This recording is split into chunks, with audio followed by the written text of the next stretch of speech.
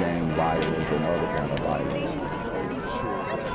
Get away! I could be at work, at school, in my car, I can still get shot by the police, but I can get shot anywhere. So it is what it is.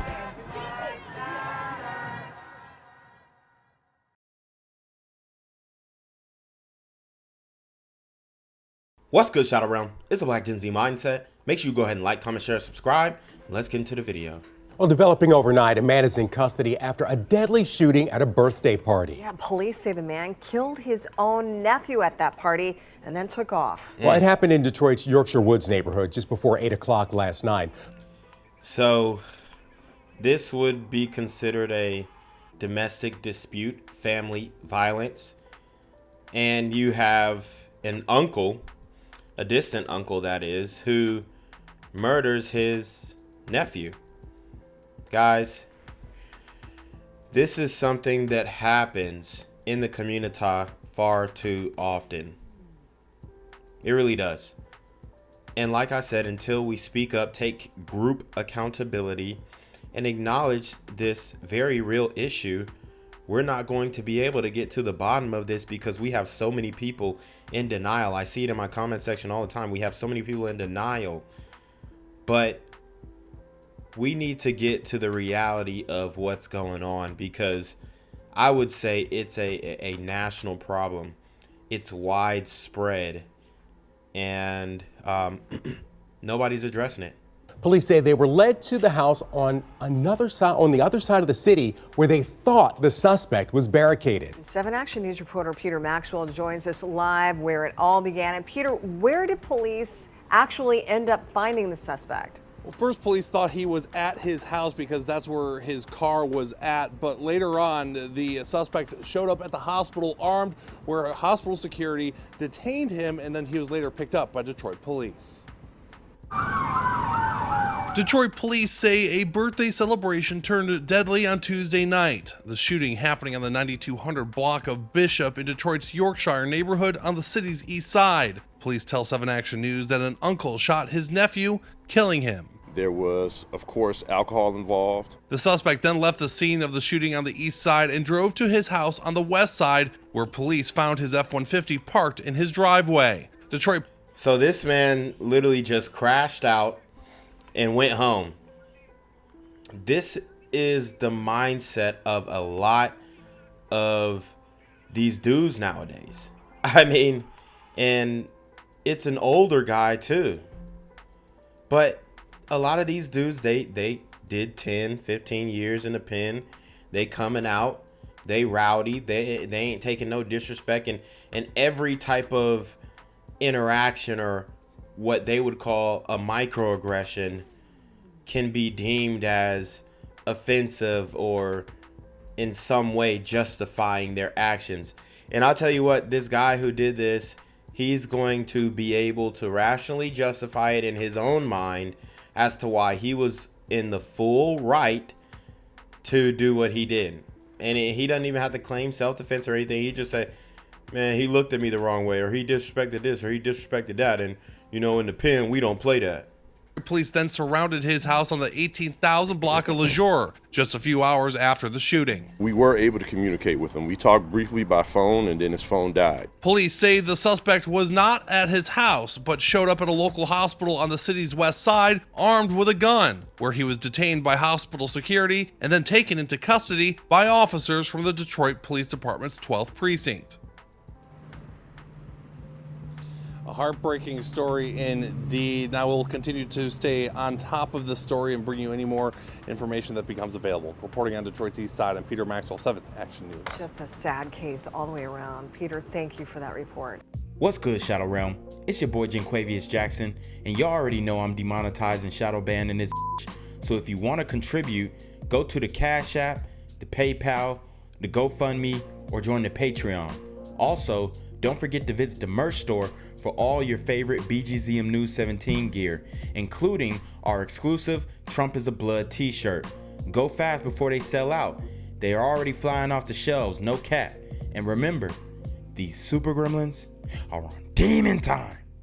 Takes Detroit police officers across the city, finally ending in an arrest. Yeah, at one point, police and SWAT units were in an hours-long standoff outside one of the homes on the city's west side. Fox News' Robin Murdoch is. And think about all the resources that this one individual super gremlin is taking up. SWAT team, police force, all this kind of stuff. I mean, this costs money. This costs the taxpayers money. But a lot of these guys, they just have a selfish mindset and they don't want to do right, because at the end of the day, whether you like it or not, my channel is about right and wrong. And you can't justify deleting your nephew. You can't do it. I mean, I don't know. I don't care how many people come in here. This is peak black on black violence going on in the community that has been ousted from the mainstream media, so people think that it just ended somehow, right? Unless it's a famous rapper getting shot and killed, which I'm about to do a story on a quote unquote famous rapper. I mean, y'all aren't gonna know him. I didn't even know who he was, but I'm about to do a story on a rapper who got killed too. Unless it's a rapper or something like that, people think that the issue just ended, but it's only getting worse. And we're not done yet. I believe we have 2 decades of the crime going extremely high. Right now, I think we're at between like 20 to 24,000 murders a year. And I think it'll get to like 40, 50. I mean, never before seen murders in the United States before the problem is fixed, unless we have President Donald Trump get in there in 2024. But honestly, I'm prepared for the worst. We can't guarantee that, and I'm looking at the trends now. It's only getting worse. We just are shipped in millions of illegal aliens, tens of, thousands of, I mean, it's millions. It's 10, 20 million. And they're going to start murdering a lot. They're going to start doing the crime that is going to hurt the quality of life, and everything's going to just start to slowly degrade around us as we try and figure out where we went wrong. Is live with the latest from the police this morning. Robin. Good morning, Jay and Erica. This was a very elaborate situation that Detroit police were dealing with. They were investigating a murder on the city's east side that resulted in a barricaded situation several miles away, all the way on the city's west side. Now, we are hoping to get more updated information throughout the morning. At this point, I can tell you that one man was killed, another is in custody, is actually taken into custody at a nearby hospital when he showed up there with a gun. Now, this all began right around 7:30 last night when police were called to the 9200 block of Bishop. This is near I-94 on the city's east side, and they were called there after gunfire broke out at a birthday party. There's apparently some sort of a feud, but how the hell you get to shooting at a birthday party? These super gremlins are on demon time. Between an uncle and his nephew, and that is when police say that uncle shot and killed his nephew. Now, that uncle then took off. Police eventually tracked the truck he was in to a home in the 18,000 block of Leisure that is close to Outer Drive, and declared a barricaded situation. This was around 10 o'clock last night. Investigators tell us at one point they did talk to the suspect on the phone, but his phone died during that conversation. Here is more with a deputy chief who was out at that barricaded scene just hours ago. The homicide happened basically on the east side. There was a domestic dispute. There was, of course, alcohol involved. There was a birthday party, it was my understanding, and then believed that this was the uncle and the nephew, and they had some type of argument that led to the actual fatal shooting. Now, police did not find that suspect hiding out in that home that they had surrounded. Instead, they found him at a nearby hospital. That is where we are told he showed up armed with a gun. And made other people laugh. He always helped people. He was 53-year-old Sean Hayden, a grandfather with several kids. He was shot to death at his cousin's birthday party Tuesday night on Bishop near I-94 on Detroit's east side. It hurts. It just hurts. You know, we got a large family. We miss them. And we just want to know, why did you do it?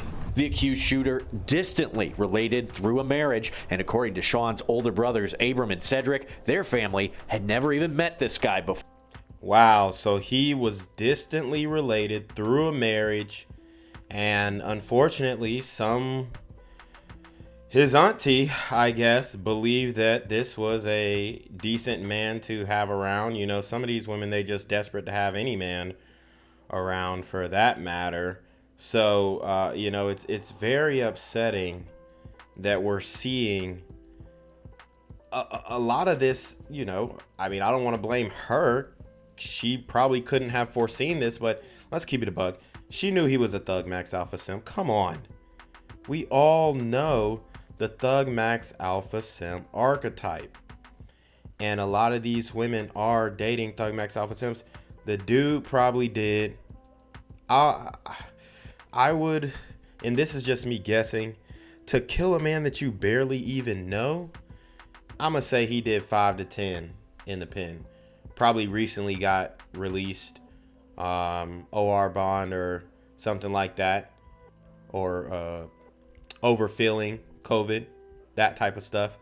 They let him out, gave him another chance at life, and he crashes out. He crashes out. These super OG gremlins are on demon time. Reportedly, the suspect didn't like how Sean was dancing with a woman. Even if it is dancing with a girl, I mean, what do you say and do for a reason for you to pull a gun out over a dance?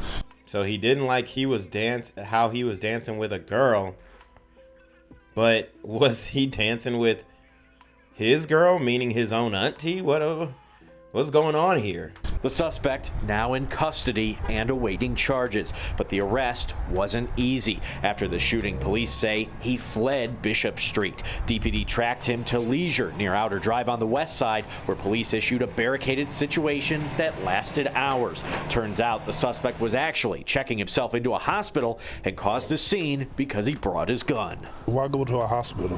Why would you leave the scene of the crime? Abram and Cedric are looking for answers and closure. They say Sean was unarmed and sitting down when he was shot. Not only that, they know Sean wasn't the type of guy to get into a fight. He was on disability, so it wasn't too much that he can physically get involved in. They hope charges will be swift and that justice will be served. Reporting in Detroit, Scott Walczak, Fox 2 News. Gang violence and other kind of violence.